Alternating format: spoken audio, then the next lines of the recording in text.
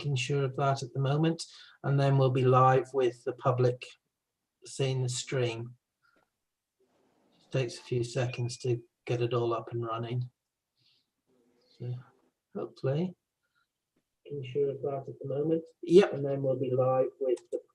It's all up and working now.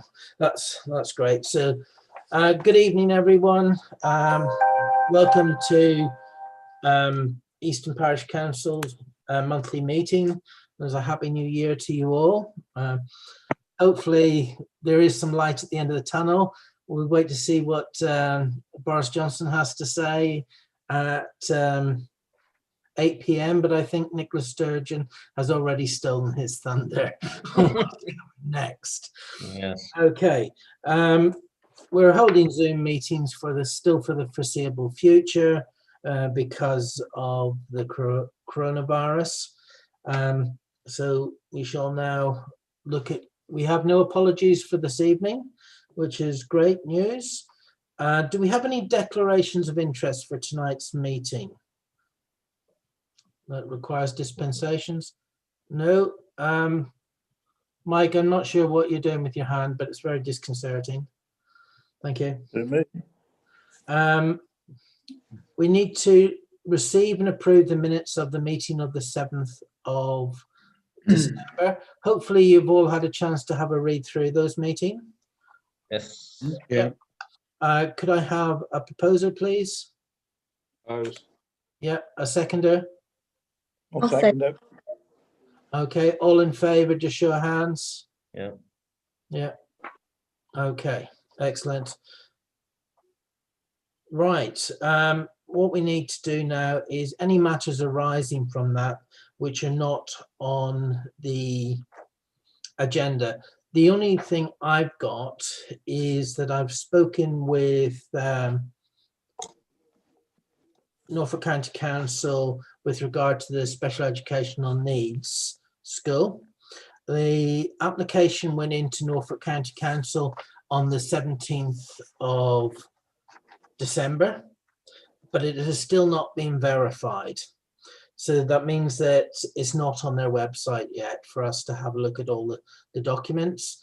And they're trying to push to get Norfolk County Council getting it live because they want to go through the process quite quickly. I've also heard from Tim Waters from Portakabin, who's helping with Portakabin design.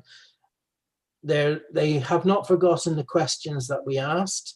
They will be coming back to us as soon as they can. So I've had an email confirmation of that today.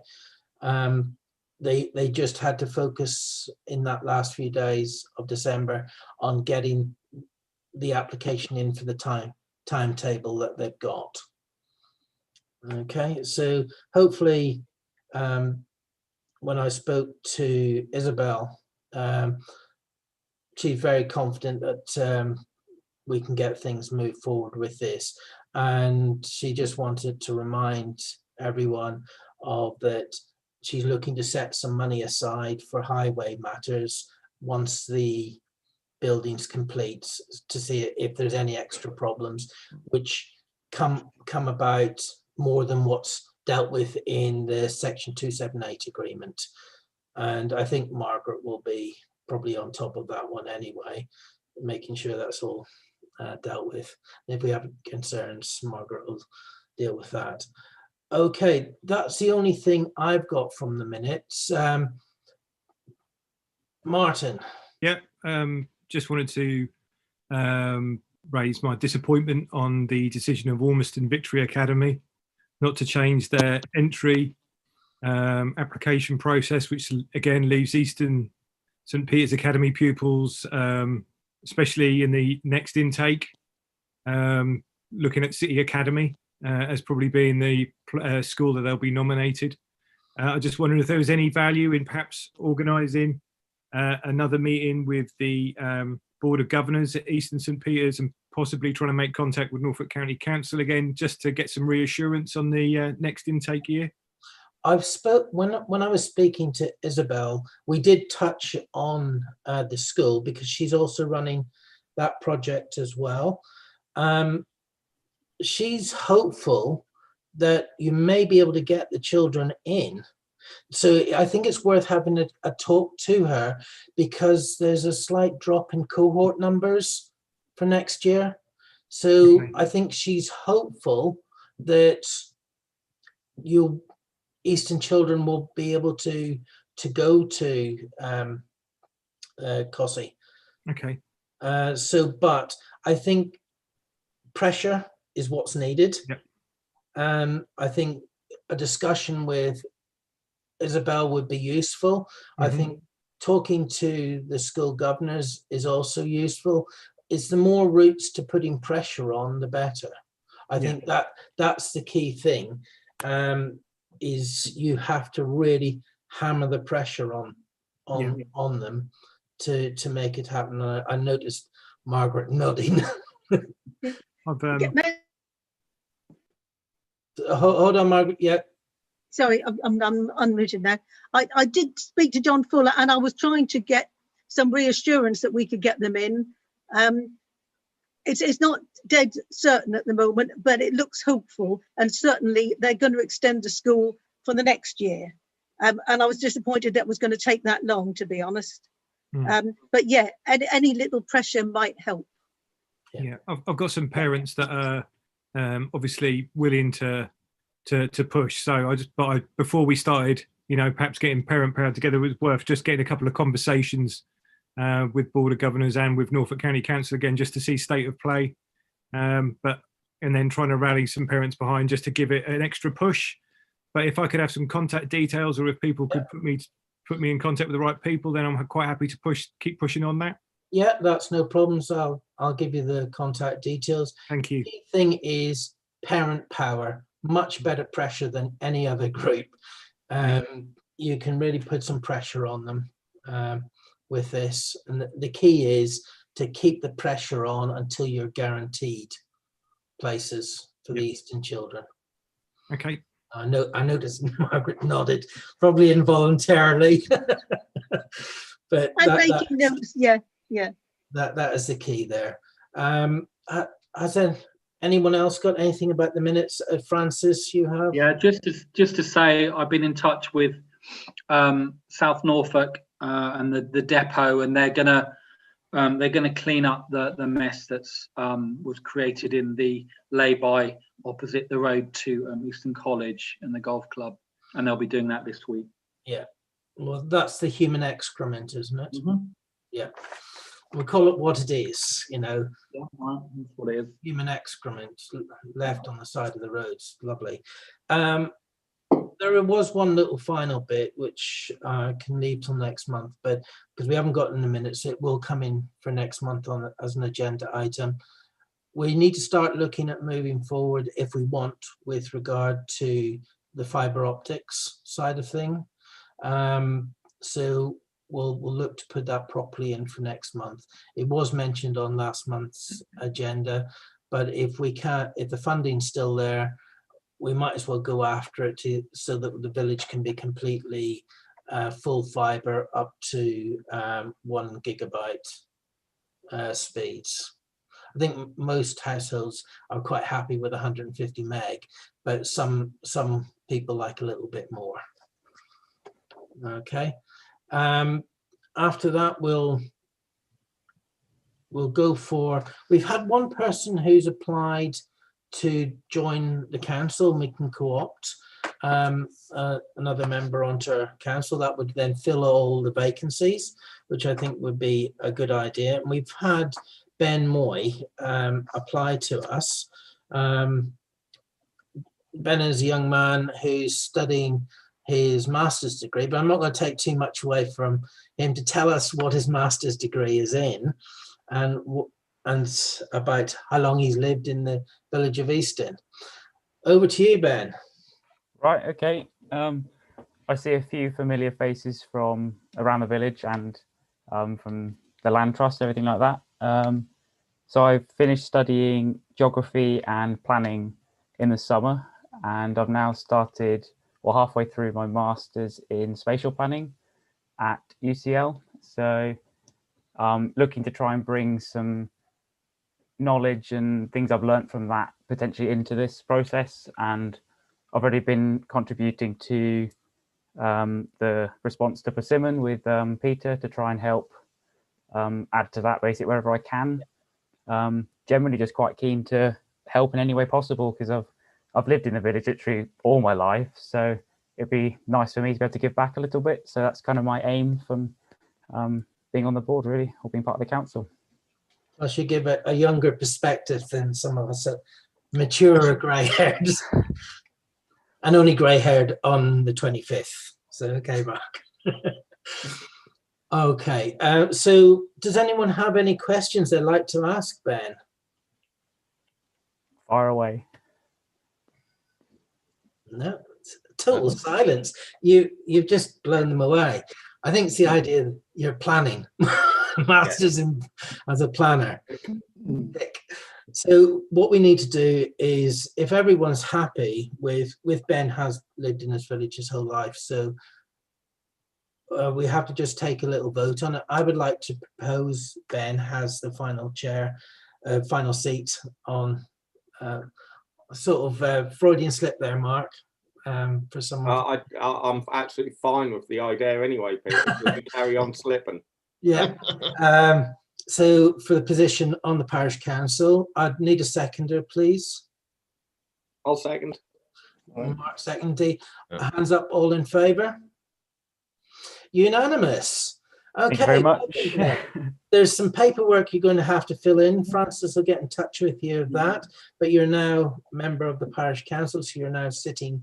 Normally we'd invite you to the front and you would sit with us and take part, but you're there now. Brilliant. Okay, that's wonderful. We've got Ben on board, and we've got a full complement of parish councillors now, which is fantastic. I'm now going to adjourn for a public consultation. We've just got Margaret with us this evening. We've had no members of the public asked to attend this meeting. Margaret, over to yourself. Well, you see, I was going to tell you what was open and what wasn't, like the museums are closed and the libraries are going to be on click and collect, but they can be available for computer use. But as it could all change at 8 o'clock tonight, there is no point in me saying anything, because it could be lockdown and the services could completely change. Yeah. All I can say is that the South Norfolk Help Hub has been open all over Christmas, helping people. There's no homelessness in South Norfolk. They have a pledge on that.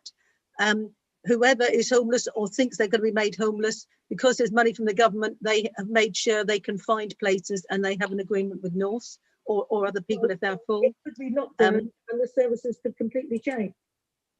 Sorry? Oh, sorry, that was me. Report. So I thought someone else was joining in. Yeah.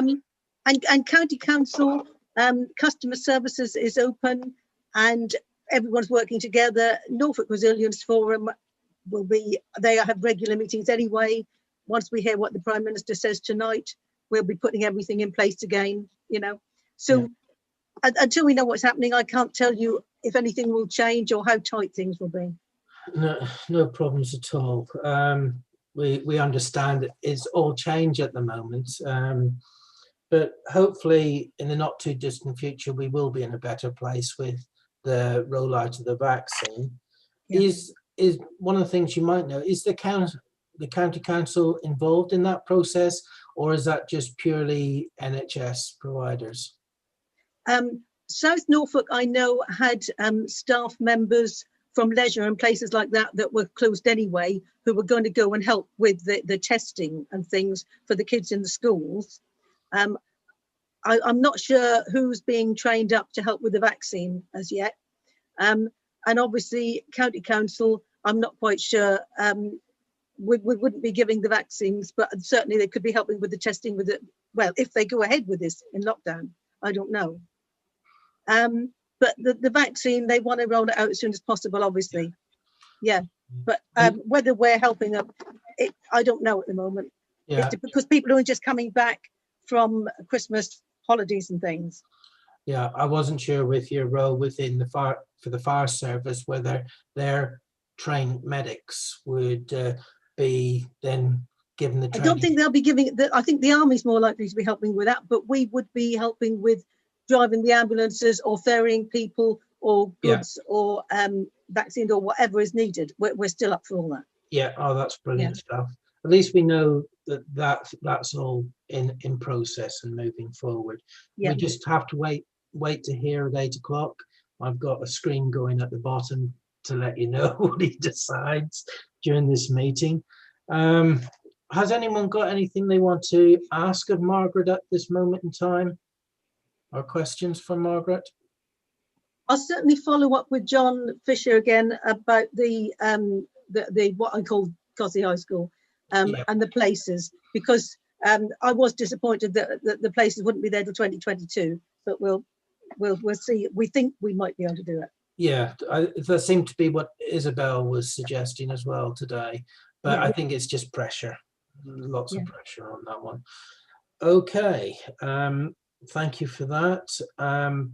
Well, moving on, the next item is item 7, which is an update by myself, reference the sale of land on Durham Road for housing development, which is the houses that we're working with Orbit. We've hit a bit of a roadblock at the moment. We've agreed the section 106. Where we're now stuck is that Burkitt solicitors, who act for the Rampton Trust, but also act for Orbit, you've got one half of Burkitt saying, yeah, there's the section 106. And then you have another half of Burkitt saying, hold on, don't sign this document. We need to fully understand it. And this has been going on since before Christmas. So they got it on the 18th of December. And we are now still waiting because they're saying it's a very complicated document. You know, so the half of Burkitt's which look after the Rampton Trust is saying it's a very complicated document and they can't sign it off. I must say our solicitors looked at it and within 24 hours had said, yeah, this is fine. It doesn't have any obligations on ourselves. So, you know, they said, yeah, we could sign it. So not sure what Burkitt's are doing, but that's where we're stuck at the moment.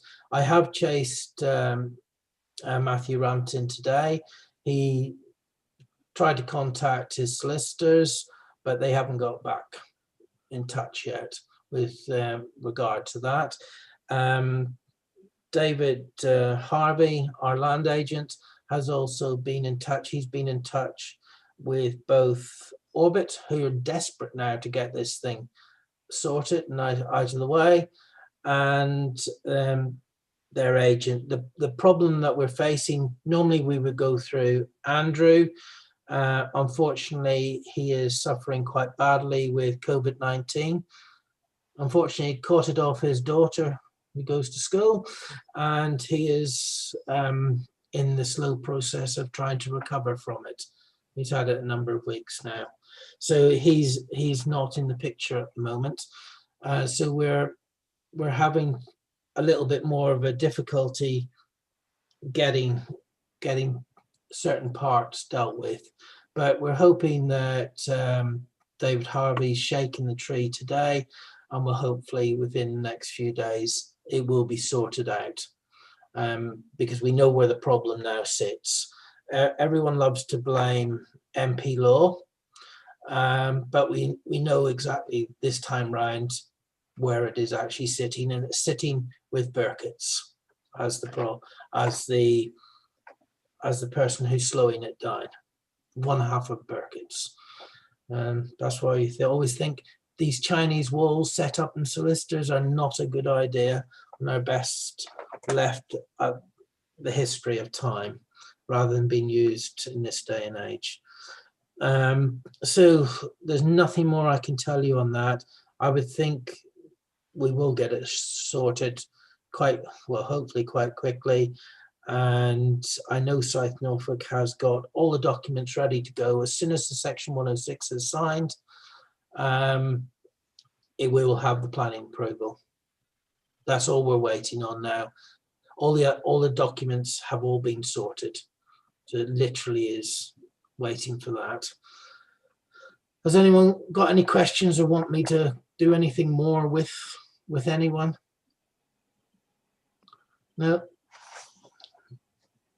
Okay, moving on now to planning application 2020/0962, which is the Persimmons Phase 1 land. We have our reply, which I've sent Ryan to you. We've gone through a lot of different iterations of it. I think I sent you iteration 12 around for viewing, and hopefully you've all had a chance to have a read through that. I'm very grateful for those of you that did all the spell checking. David, thank you very much. Mark, thank you for your input and so on. There's a lot of heavy stuff in this, but it's very important that, you know, we do give a good response. And what we need to do is we are actually up to iteration 14. So I just want to explain the difference between iteration 12 and iteration 14, which you'll be voting on iteration 14. And so the difference is very minor. It's just in some wording that we've adjusted the wording now of in the executive summary. So in the executive summary, you had some bullet points, and the second bullet point will now read 30 properties equating to 10.31% of all properties parking layouts are poor in design and may lead to social disharmony. It has been calculated around 21% of residents on this phase have the potential to be affected by parking disputes. So it's a slight change in wording, just a small change. Then what we've done is given us room to add in a point that was picked up by Sean at the weekend, and the bottom bullet point will be infiltration results highlight only 50% of test results were classed as okay. The others were poor or failed. You know, it's quite scary how bad some of it's been. So I don't want to bore you because you've all have read this. What I don't want to do is I'll just quickly go through any points, the most salient points, and I'm hoping Margaret will be able to reinforce this one, is condition 22. Condition 22 requires a safe passage across the A47 for pedestrians. It's very clear that Persimmons are trying to maneuver around that condition as part of this plan, this initial application. And what we're saying is this should be forming a solid part of giving approval, that for the approval that they're asking, they must meet condition 22. Because we also know that even the leader of South Norfolk, and it has been pointed out to them at the Greater Development Partnership Board meeting, stated that this condition, they had to have safe passage across, because what we do know is that the Showgrind is attempting to put a much greater degree of retail space on their site. While there's a retail park close by, they want to have retail and leisure facilities on their site. So they're looking to develop it in a slightly different way, which still gears me up to thinking that long term, once the Western Link was done, they'll be buying the land Western Longville, if they haven't already done so, and moving the Showgrind to there and using that as more retail and other things because of its value so close to Norwich. So hopefully, Margaret, you'll be able to help us to make sure condition 22 is secured as part of this application. I have read all that report, and I noticed that you'd mentioned that John Fuller supported that as well. Yeah. Yeah. Yeah, and so I'll make sure that we push that. Yeah. Yeah, he didn't support us as he never has, but, No, but he wants what he wants on the showground. So the only way he can achieve that is by these are what was picked I'm up. so I'm very cautious about having that stuff on the showground. I'm not particularly keen on more traffic. I have pointed that out. Yes, yeah, it is. There's a number of big issues surrounding that. We've looked at the garages. They have removed one of the plot types because Persimmons realised that they can't adjust the plot.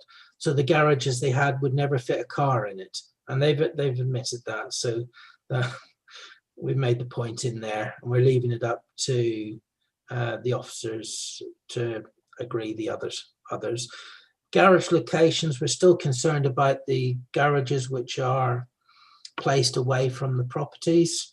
We think it'll lead to problems, and it is poor design, but it is, from what we can gather, the way Persimmons like to do things at their head office, which indicate, poor design. The next one is visitor parking. Great concerns with regard to visitor parking because of the way that they want to put parking and who's going to be responsible for the parking between two properties. If you look page 7, that was a real concern. We've highlighted all potential flashpoints. They are all on affordable homes, so an RP will be looking after the site and the visitor parking spaces on that site. So it'll be interesting to see how they can handle that. It's not satisfactory. It's, again, poor design. Next one, bin storage. Again, real concerns about the bin storage. The reason we've got so much bin storage is because the amount of private drives. So that's all in there. I think we've covered all of that in quite big detail, and Ben was able to add a number of bits to that and pointed out some extra pieces there as well. Streets, next one is on the highways side of things. Street hierarchy, it fails to meet the design codes. Shared roads, what you hopefully will notice is we've actually used visuals from College Heights to show that, we're not just taking pictures from a long way away where these shared roads don't work. This is in our own village of an estate that was built with shared roads, and they're just full of cars and blocking all the ways for people to travel through. What was interesting was that they tried to produce a document which has been highlighted as a qualities impact assessment on South Norfolk's website. This is not an equalities impact assessment that should be used by South Norfolk. South Norfolk are required by law to do their own, not take a third party's report, which I have gone through, and it is totally biased.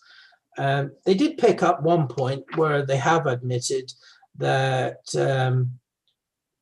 the advisory committee in 2018 said that the engineering sector was lacking in its designing of accessible environments, and that further training was needed. And then they went on to say, we want to use all the examples of all these badly trained people as why we should get away with what we want to get away with. Didn't make sense. But we have highlighted it all. We have requested that South Norfolk, they do their own report, which they should do anyway. It is their requirement to do it, not just take a company's paid for report, but they have to do an independent one in line with the Equalities Act 2010. We have pointed out that one of the problems is one of the groups they need to contact are difficult to get hold of at the moment because they are isolating because of the pandemic. So what we've suggested is that they utilize their campaigns that were ongoing before the pandemic started, especially one of the Blind UK and the National Federation for the Blind UK, which we've highlighted all of that. We've highlighted serious flaws in their design, where they have parking spaces on the inside of what they regard as a footpath, and they're saying, oh, we're allowing a 50 millimeter upstand. Well, that 50 millimeter upstand won't be recognized as an upstand by a dog, a guide dog, because they're not geared up to do that. Someone with a cane will just see it as a trip hazard. So, this 50 mil, there is no supporting evidence. You either have a footpath or you don't. It's a proper footpath is what's required on there. And they also go on where they've got this loop through road. And again, the law states it can only be either on these shared surfaces can either be on muses or cul-de-sacs. A loop-through road is not a muse or a cul-de-sac. Again, unfortunately, this comes back to, sadly, Norfolk County Council's highways department's viewing and behaviour in this as well, which has been quite disgusting, to say the least. I'm very happy to be on record as saying that their behaviour towards this has been disgusting. So we will continue to push that. We look at designing out crime. We've highlighted, and the police continue to highlight their concerns, and their concerns haven't changed. So all this trestle fencing that they suggested, no good. The only thing that is pleasing is the density. If you looked at the density, you'll see that that's more in keeping with the design code of 2019. It's slightly better than the design code of 2019 for density. So that was pleasing. We've looked at the discharge of conditions 31 and 32 of the report. We make comment because they haven't made any comment with regard to that. It's about the buffer zones. It's about privacy, and so we've highlighted on that. We make the comments about noise. It's been accepted that the noise issue will be dealt with, but we think that there should be a monitoring process after the scheme is built for 10 years, paid for by the developer to South Norfolk to monitor noise and do any remedial work that's needed if it's found that the noise levels are causing problems. Next one is with regard to surface and foul water. We felt that images really do say a lot about this. What we have noticed is that most of the so-called infiltration means that there will be standing water within the ponds and also within a number of the swales. We have highlighted one of the swales is not actually a swale. They admit in one sentence, this is not a swale, then go on another sentence to call it a swale, even though it's not. And a swale has a certain width and size, and this doesn't match those criteria. So we will be looking, if you approve this document tonight, to also be sending it to the local lead flood agency, because they haven't responded yet, and they did take on board what we said last time. So we'd look to send it to them as we send it in. We have picked up on the extra burial ground with, you look on page 16, where it's going to be the SEN school site, where there's the burial pit there of, I think it's about 250, 300 pigs and sheep. I don't think there's any cattle there from my recollection, but it was after that foot and mouth outbreak in the 60s. They buried a huge number there, and we gave them all the plans and everything of where that is, but it hasn't been mentioned when they were doing all their testing. They mentioned only the one which they had to confirm was on the site that they want to give us for children to play on. We pointed that, so we pointed out this other burial ground, but we've also pointed out the capped well that used to be down near the bottom end, near some houses. There was some farm housing, and there was a well there. I don't think anyone here is of the age that they would remember that, because it was in the 60s. But it is on record. So we've covered the swales. For Sean, we've added in the nice image of what these swales, they're basically open sewers, and we'll fill full of dog feces, rubbish, and all sorts of other things. Don't like them at all. We've asked a lot of questions with regard to that, and hopefully we'll get some findings. Very concerned about some of the statements within the engineering consultant's report. Basically, it seems to be like, let's leave these things to the house buyer. So it seems to be like a caveat emptor, where unless the solicitor spots the drainage issues, well, we're just leaving it. We'll put the drainage issues and the problems in there within the legal text, but you know, that's up to individuals to find and understand what they're buying. Whereas we know most individuals, they're so interested in getting a new house, they don't necessarily listen to what the solicitor's saying, or sometimes the solicitors don't pick it up. Mainly they do pick it up, but the person buying the house doesn't realize the importance of what's been said to them. So we have highlighted that, and we hope that the LLFA will not tolerate that sort of behaviour. Okie doke. So I've sort of briefly gone through all of that. So have we got any questions anyone wants to ask of this document? Ben? No. I'm quite happy with it. I've been through it a few times now. Yeah. I know Mark and David have.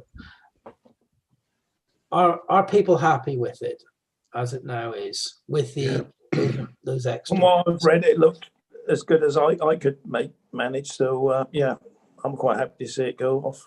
Yeah. Okay. So I would like to propose this document that we ask for a deferral of the planning application until the points raised in this document have been dealt with by Persimmons. I need a seconder, please. Yeah, I'll second it. All in favour? Show of hands. Yeah, unanimous. Okay, what we'll do is tomorrow morning we will adjust this. What we'll also then adjust now is, because Ben is now a councillor, he can have CLLR before his name. So that will now be adjusted with CLLR before his name. Shame you haven't qualified yet. That would have been good to have your masters on. Not 9 months too early, but yeah. But no, that's fine. So we'll send that out. We'll send to the LLFA. We'll send a copy to Margaret. And does anyone think of anyone? Persimmons Homes will send to. Anyone else think of anyone else we need to send it straight away to? Are we happy with who we've got?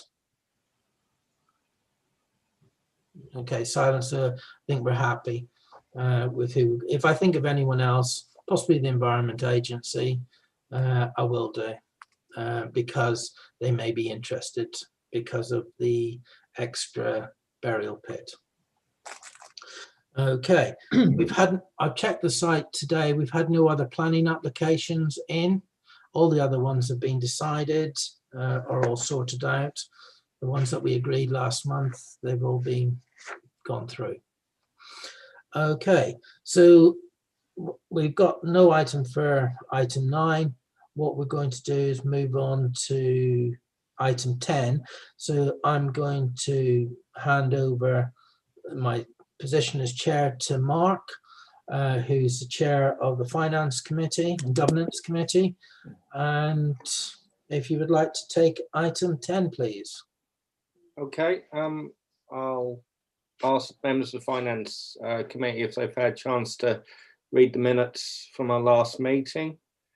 And if we're all in agreement with those, if I can propose and second to accept those, please.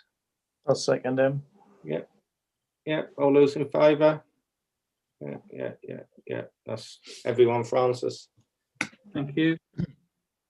I'm going to ask Francis to explain the auditor side of things on item 10.2, if I can. Yeah, sure. Thanks, Mark. So what we have is a position where we had Catherine Moore kindly stepped in last year to perform the internal audit for us because as a late change because our original internal auditor couldn't do the books. I was in touch with Catherine. She has too many other councils to audit for next year. So therefore I've looked into another, this time it's a firm who do accountancy work who would be willing to take on this role, which gives us a bit more sort of security, I suppose, in that they're likely to do it, as that we won't be caught like we were last year if clerks or another clerk was to do the work but then wasn't able to do it. But having a firm, in this case it's SES Accounting Solutions, who in Dereham, they have been going since 1985, I believe. So they should be reliable. They will charge somewhere between £100 and £200 for the internal audit. Obviously, they said if the books are complete, then the fee is going to be nearer 100 rather than 200. That amount is built into the forthcoming budget, so it wouldn't be a problem. I had a long conversation with the their sort of director. She sounded really nice. So if that's okay with everyone, then we would just need to formally appoint them as internal auditors for the coming year. So for next year, but it's actually for this coming year's audit.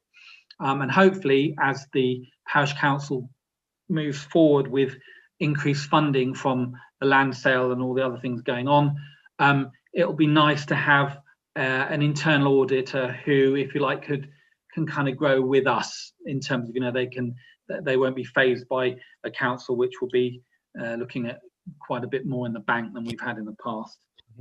They have at the moment, and the only other thing to say is they have 7 other parishes that they do work for, so we wouldn't be the first parish that they are a parish council that they're doing work for. So, are there any questions? Yeah, Peter.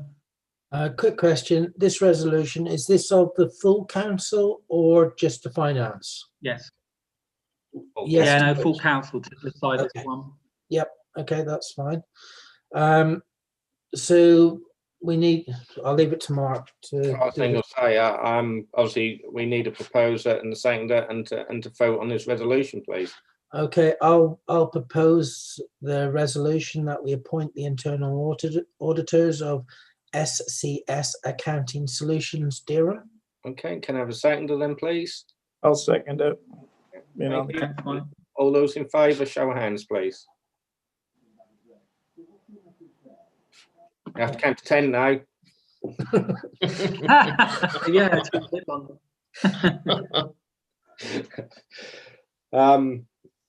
Okay, thanks for that. 10.3, back to Francis on the clerk's update on the financial reserves, please. Right. Okay. So I sent the reserves position to everyone. This is really as a precursor to looking at the precept and setting the budget, just to put everything in context, really. So what I've done is I've done the accounts up to date, so that's right up to the end of December. What that is showing is we have 47 grand in the bank, and at the moment 13,232 pounds of that is our general fund, and the balance of 37,735 is for earmarked ring fence funds. I'm actually predicting or forecasting with the expenditure that we've got coming through to the end of the year that we will sorry, I've got that wrong. I do apologise. Our current balance is 59,688, and our forecast at the end of the year is going to be 47,359. Sorry about that. My maths in a pickle. So what I've looked at within that 47,000, I've predicted that we will still have a contingency balance of our general fund of £11,000. Now I know the Finance and Governance Committee have been keen that we had a balance approaching 15,000. The recommendation would be about 10, so we're still above that. And what that's showing is before the money, therefore, that we're hoping to get from the land sale comes in, we're still in a healthy position in terms of the parish's finances, which is why when it comes to setting the budget and the precept for next year, we're not looking at a large increase because we our finances are sound, basically. So that's the position as we stand at the end of December and forecast to the end of the year. I've included within that payments to ABSAG for all the work up to date. That is correct, isn't it, Peter? That invoice from Sean that we received in the last day or two, that's all his work up to date. Yes. Yeah. Okay. And also the work that we're forecasting or we're predicting that will be completed by oh God, I've forgotten his name. I do apologise. Your neighbour Peter, who's going to do all our Ian Wickham. our work for us. Ian, Ian Wickham, to do the sign. So those figures that I've given you in that prediction of 47 grand includes the work Ian's going to do, because we'd agreed that we would have that done at the end of the year. Whether Ian can do it all by the end of March, I don't know, but certainly that's what we're hoping. But it's built into that. If not, it just gets rolled into next year's. It'll be in the bank ready to pay him next year. Yeah. So that won't be a problem. So I don't think there's any questions on that, therefore, in terms of where we are forecast to the end of the year and the fact that we will have 11 grand of general funds, yeah, which is quite a strong contingency, certainly compared to a lot of other councils. I don't know if you have any experience in sitting in other councils, Margaret, of what sort of contingency funds other parish councils have, but certainly our view is that having that amount is quite a nice sizable sum. Yes, you're nodding. Yeah. Sorry, most people haven't got as much money as you, because most of the villages I've got are tiny villages, nothing as big as, I think Hingham's the next nearest. Yeah. Okay. So I don't know if there are any questions on that. I mean, and we certainly look at the figures, you know, at the Finance and Governance Committee every month, and we'll be looking again at the figures this month in relation to our investment strategy, which is something that we'll then bring to the next full council meeting once we've discussed that. Mike? Just confirming the price for the allotment plots for next year then, before I send the letters out from our finance meeting.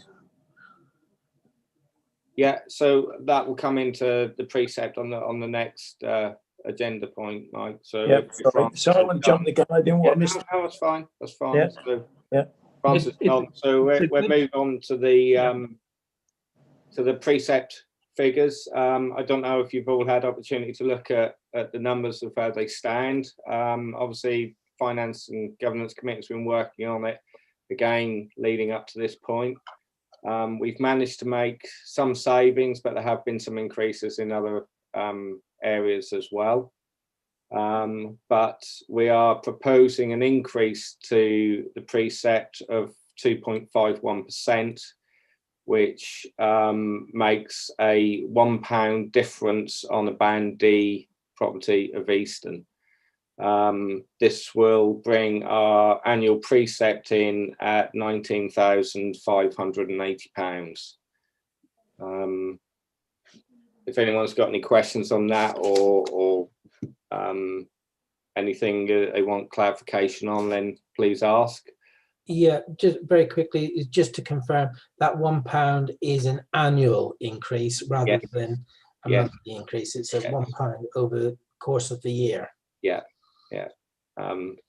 It generally looks worse in percentage figures, and we do try to stick below 3 if we can, and we've managed to do that again. But in actual monetary terms, we are looking at pence really than anything else. So it's £1 in this case.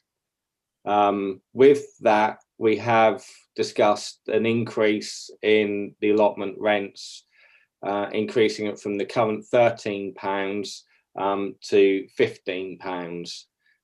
Again, it's not a huge increase to the pocket. However, it is a big increase in percentage terms on that single figure. However, with the allotments as they stand, there has been additional costs this year. The water bill has been problematic and may continue to be so as well. So we have proposed an increase to the allotment rents as well. So that's really as we're presenting it to council. Okay. So if we're all in favour with this, I'd like to propose that this precept goes through at an increase of 2.51%. And if I can have a seconder to that, and then a show of hands for all those who are in favour, please. I'll happily second it. Okay, thank you. And then a show of hands, those in favour. You've got to count to 10 again, Francis. Yeah. I just need Mark to confirm with Francis. I need to sign this off, I understand, for the legal reasons. So, Francis, can you get this to me tomorrow for signing? Yeah. Now I've got a little problem at the moment. I can't physically get that to you, Peter, because I'm having to isolate because Erica got the dreaded whatever you want to call it, leap on a bloody COVID app. And I've I've just seen that we are now back in a full lockdown. I think that's from tonight, from midnight. So we're back in the same as looks like from the same as what we were last March. And shielding again, Peter, I've read. All right, I didn't get to see. So could what we need to do is look at our emergency plan, because the shielding has fully come back in. So all those shielding have been reactivated as to shield. We need to make sure vulnerable people are contacted because they won't be able to go out now. So anyone shielding will not be able to leave their homes and go shopping and do all of those sort of things unless he's making new rules up. but I don't think he was, because if he's following what Nicola Sturgeon was saying, they're enshrining it in law as well, so it becomes a criminal offence to break these regulations. So we need to reactivate the emergency plan and start looking at who's vulnerable within the village. Right. I mean, on there are a couple of things on that, Peter. The first thing I just need to confirm from a kind of logistics point of view is what's going on with the playgrounds. So I'll find out tomorrow, make sure I know what's happening. If we need to lock them down, then we'll need to physically lock them down. So I'll look at playgrounds. Will that apply to the allotments as well, do you think, or not? Did it last March? It did last time, but I'm just concerned with the state of play and touching gates and opening gates, whether people would follow those rules. And from the village's point of view, we've got people from other villages visiting the allotments. So they shouldn't be visiting the allotments under full lockdown. Now, I think you're just about able to go out to exercise. Yes. I'm but just if you put a sign up there, that'll stop the people who haven't thought it through. Let's put it that way. Yeah. Well, we're going to have to just look at everything that he said and decipher it. But it seems to be that with what the schools did today, they're taking the lead. The primary schools took the lead through their unions and their head teachers, because I was seeing the correspondence from the head teachers. Apparently playgrounds can stay open. Oh, thanks, Mark. Okay. Yep. Oh, that allows the allotments then, doesn't it, to stay open? Yeah. Okay, so we're getting, it's a full lockdown, but it's not, so the virus will still spread. You've got it. Yep, he's our boy.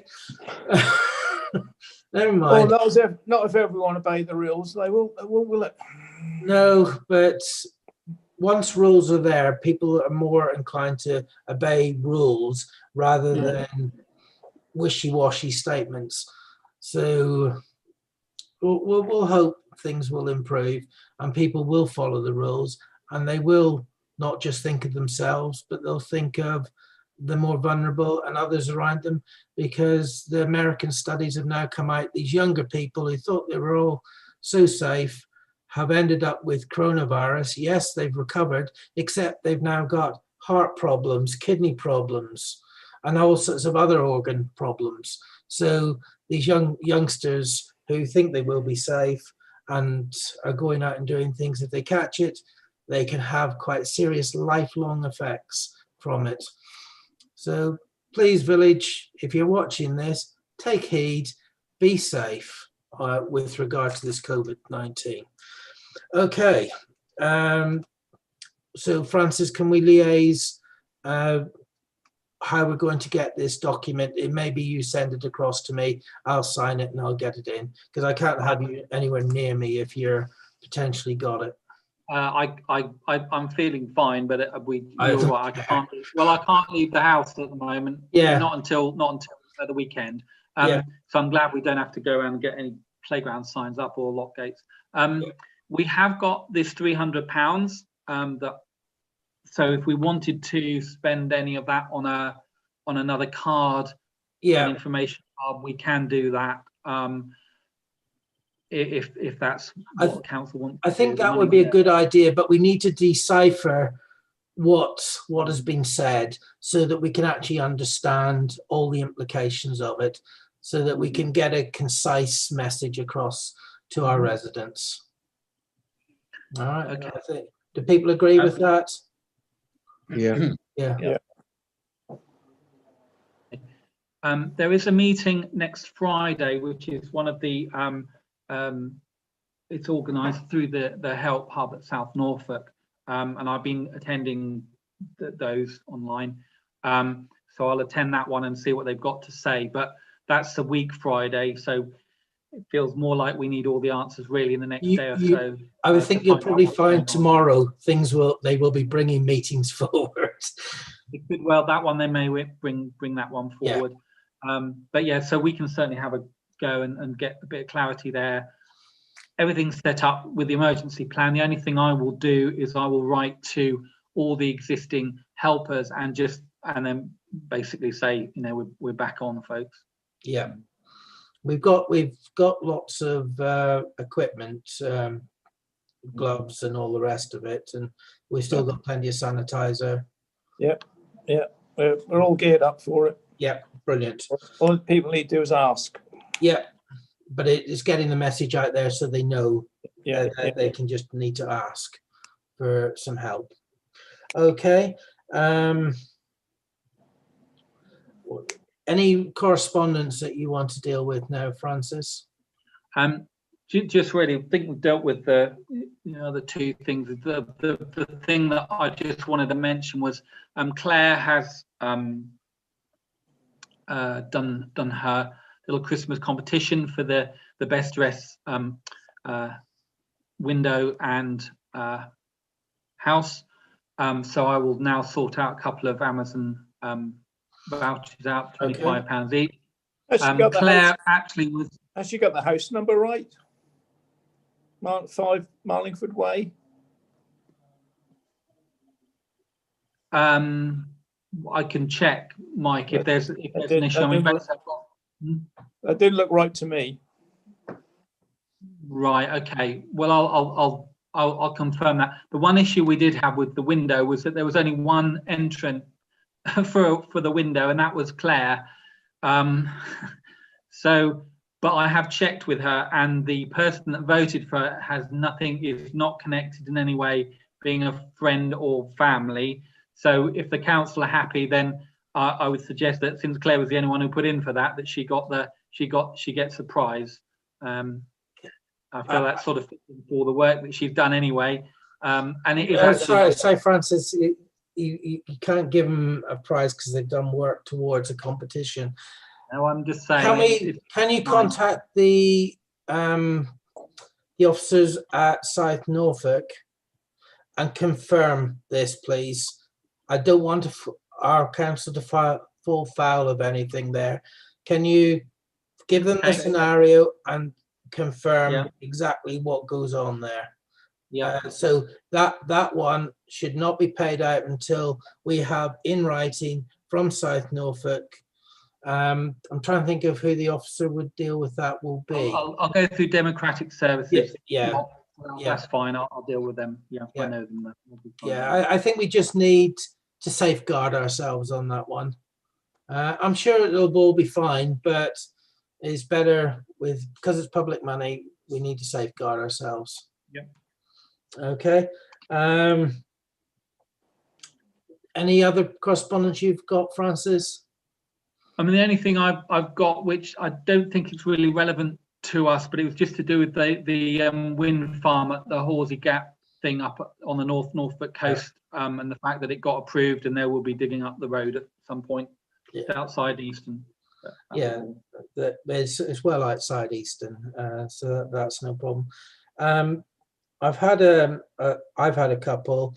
One was from a resident near the roundabout at the Easton, what's called the Easton roundabout. They're basically saying that the bunding there has dropped, and they wanted to know, who was responsible. Highways England have looked into it, and they're saying that the responsibility of maintaining that bund is down to Norfolk County Council. And they have gone through all their teams, and it is Norfolk County Council. Unfortunately, what we're getting is a problem that Norfolk County Council are trying to say, oh no, it's not us gov, sort of thing. So they're wanting to push it. It's like car parking near a school. They all want to push it onto someone else as responsible for it. So this may be one for Margaret to look into. I was thinking of potentially going down the route of a freedom of information request, wanting the original legal paperwork with regard to that, so that whoever is responsible is clearly identified and they must make good what the erosion that's taking place on the bund. You And want me to try and find out first? Yes, that would be very useful. It would be a lot quicker than an FOI on that one. That would be very, very useful. It's the bunding round that If you corner. send me an email with that information, then I Yeah. can pass it on and ask. Yeah, no, that'd be brilliant. Thank you very much for that.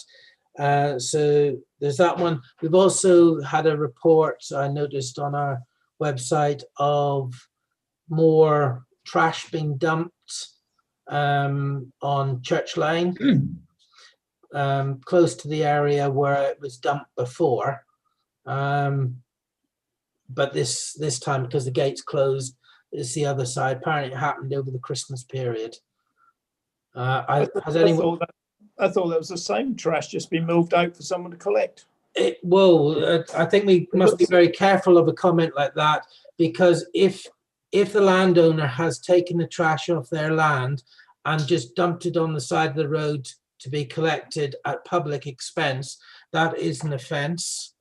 So no, I'm sorry, you misunderstand what I'm saying. Yeah, I thought they moved out of the, I'll call it the swamp where it was situated, so it's easy accessible for people to collect it. Who those peoples are and who moved it there, I don't know.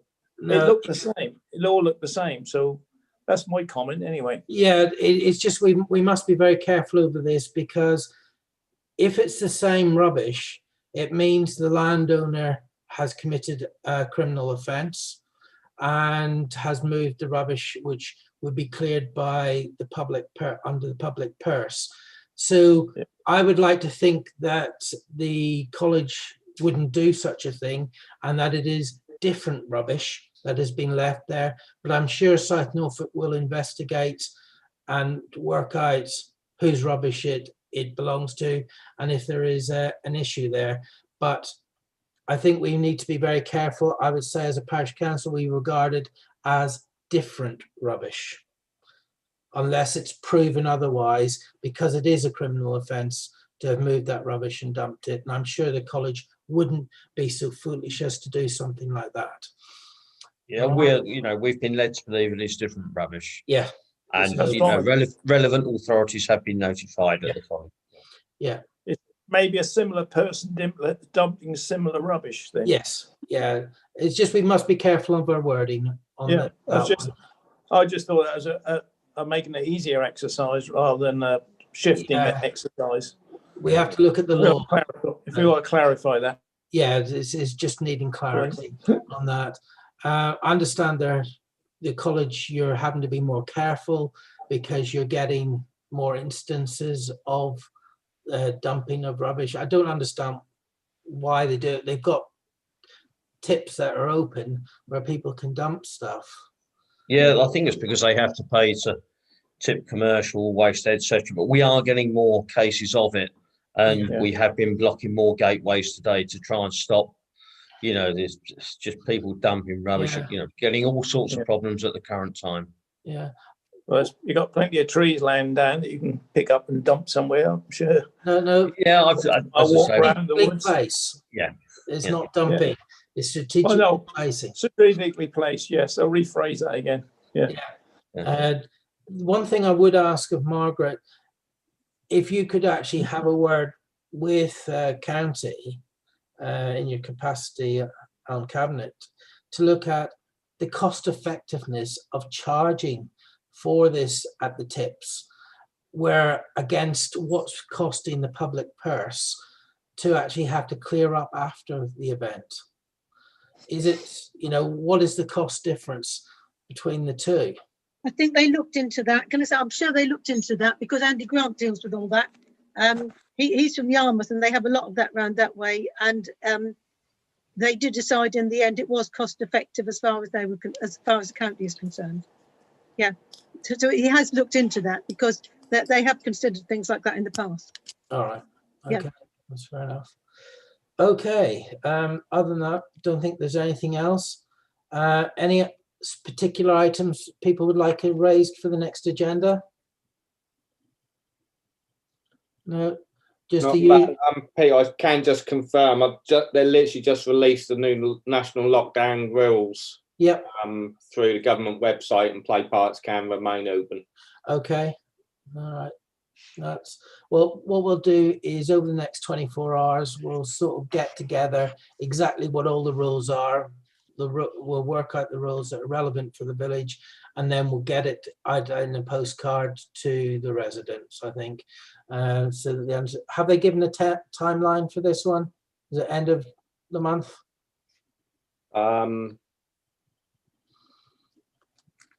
Not what I can see. Schools are shut until half term. Yeah, it looks like mid-February. Mid-February at least, then. Yeah. I'll forward you this link, Peter. All right, thank you very much. So we'll get that sorted out in the background. The most important thing for everyone, look, stay safe, stay well. And if you know of anyone who needs support, please let us know and we'll organise them to get support. The emergency number is on the website. I'll make sure the front page of the Parish Council website reflects everything again. And, you know, thank you all for your attendance tonight. Just stay well and stay safe. And as I get updates, I'll let you know about our land transactions. All right, take care, everyone. Thank you very much. Thanks. Thank you very much. Yeah, good night. Take care. Good night. Good night. Yeah, good night. Thank you.